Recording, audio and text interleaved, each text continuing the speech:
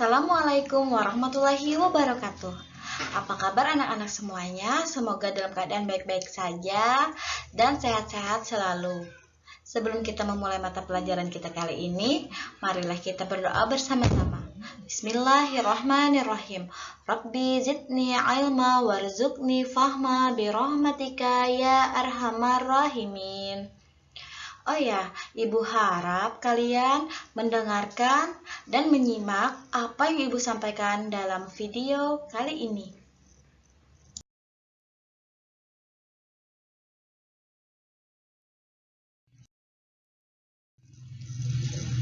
Tujuan pembelajaran kita kali ini adalah kalian dapat memahami pengetahuan tentang jenis, sifat, karakter, dan pengolahan bahan lunak. Misalnya, tanah liat, serat alam, kulit, clay, lilin, dan lain-lain.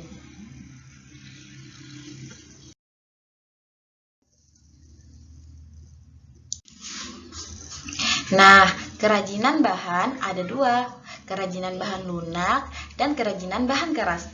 Pada materi kali ini kita akan mempelajari tentang kerajinan bahan lunak. A. Kerajinan bahan lunak. Kerajinan bahan lunak merupakan kerajinan yang terbuat dari bahan-bahan yang mempunyai tekstur lunak atau bersifat mudah dibentuk.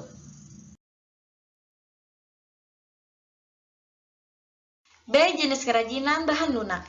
Jenis kerajinan bahan lunak terbagi menjadi dua, ada lunak alami dan ada lunak buatan. Lunak alami adalah bahan lunak yang terbuat dari alam. Contohnya A. Tanah liat. Kerajinan dari tanah liat contohnya bisa kalian lihat pada gambar. Adapun contoh lainnya adalah seperti guci, kendi, patung, dan lain-lain. Nah, tanah liat ini dihasilkan oleh alam yang berasal dari pelapukan kerak bumi. Tanah liat merupakan bahan baku pembuatan tembikar dan kerajinan tangan lainnya. Dalam pembuatannya harus dibakar dengan suhu di atas 1000 derajat Celcius. B.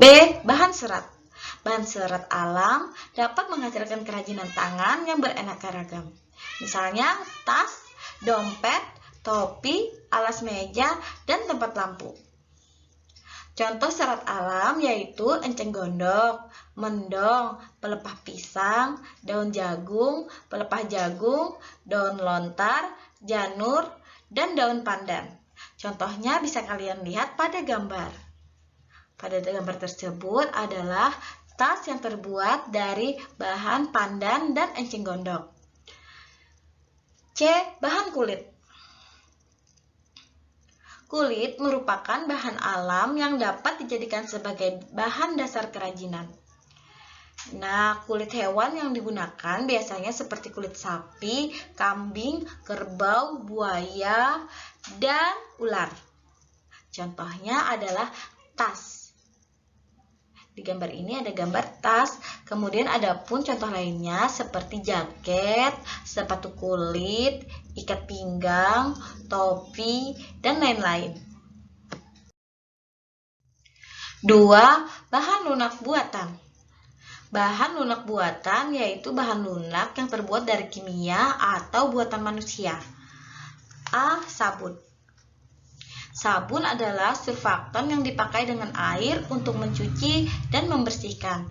Umumnya, sabun berupa padatan yang tercetak yang disebut batang, sehingga disebut sebagai sabun batangan.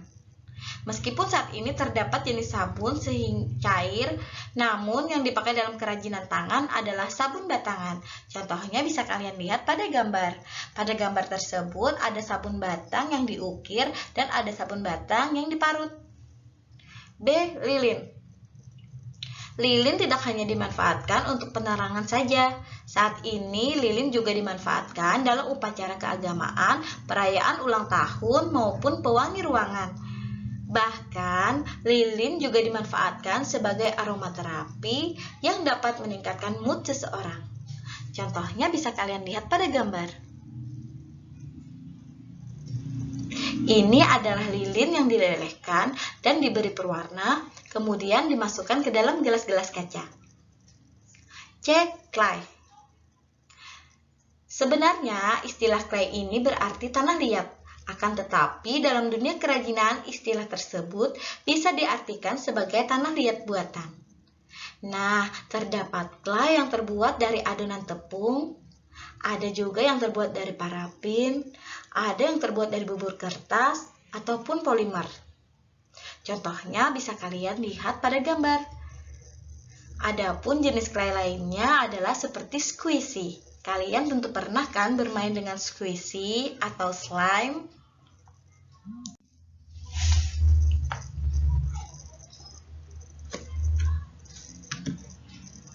C. Teknik pembuatan. Teknik pembuatan kerajinan tanah liat. A. Teknik lempengan.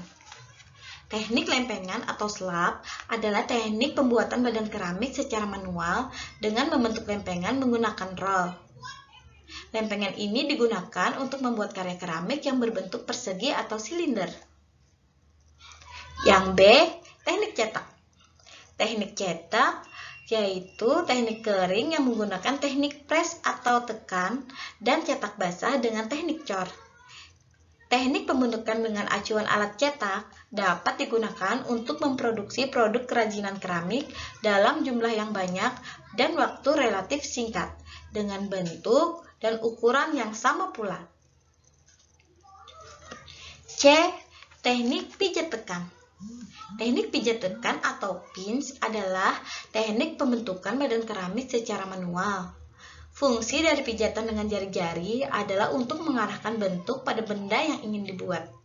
Cara membuat kerajinan dengan teknik pijat tekan yaitu tanah liat dipijat, ditekan dari bentuk bola menjadi bentuk yang diinginkan dengan menggunakan jari-jari tangan. D. Teknik pilin. Teknik pilin atau coil adalah teknik pembentukan badan keramik secara manual. Caranya tanah liat digulung hingga terbentuk pilinan tanah. Ketebalan pilinan yang digunakan disesuaikan dengan ketebalan benda yang ingin kita buat. E. Teknik putar. Teknik pembentukan badan keramik dengan menggunakan alat putar kaki dapat menghasilkan banyak bentuk yang simetris. Keramik yang dibentuk sudah dapat diberi dekorasi pada saat setengah kering atau saat sudah mengalami pembakaran pertama.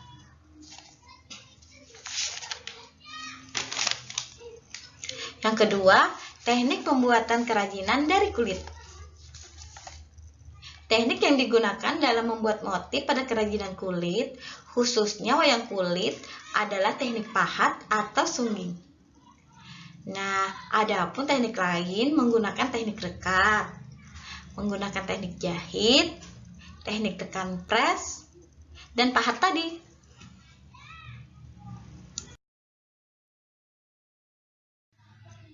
Tiga, teknik pembuatan kerajinan dari serat alam. Teknik pembuatan kerajinan dari serat alam ini sebagian besar dibuat dengan cara dianyam. Akan tetapi ada juga yang menggunakan teknik tempel atau jahit. Nah, untuk menghindari jamur, maka bahan serat alam harus direndam terlebih dahulu dalam waktu tertentu dengan larutan natrium benzoat ataupun zat lain yang dapat mengawetkan serat alam. 4. Teknik pembuatan kerajinan dari sabun. Teknik pembuatan kerajinan dari sabun ada dua cara, yaitu dengan cara diparut dan diukir. Sabun diparut, setelah itu ditambahkan air dan dibentuk sesuai bentuk yang kita inginkan. Atau sabun batangan kita ukir sesuai bentuk yang kita inginkan. 5. Teknik pembuatan kerajinan dari lilin. Nah, untuk pembuatan kerajinan dari lilin pertama-tama harus dicairkan terlebih dahulu. Setelah itu dicetak menggunakan cetakan. D. Pengemasan dan kerajinan dari bahan lunak. Kemasan berfungsi sebagai 1. Melindungi dan mengawetkan produk. Misalnya melindungi dari sinar matahari, dari panas, kelembapan udara, benturan, kontaminasi dari kotoran, serta mikroba yang dapat merusak dan menurunkan mutu produk. Yang kedua adalah sebagai identitas produk. Dalam hal ini, kemasan dapat digunakan sebagai alat komunikasi dan informasi kepada konsumen melalui label atau merek yang terdapat pada kemasan. 3. Meningkatkan efisiensi. Nah, ini memudahkan kita untuk penghitungan serta memudahkan pengiriman dan penyimpanan.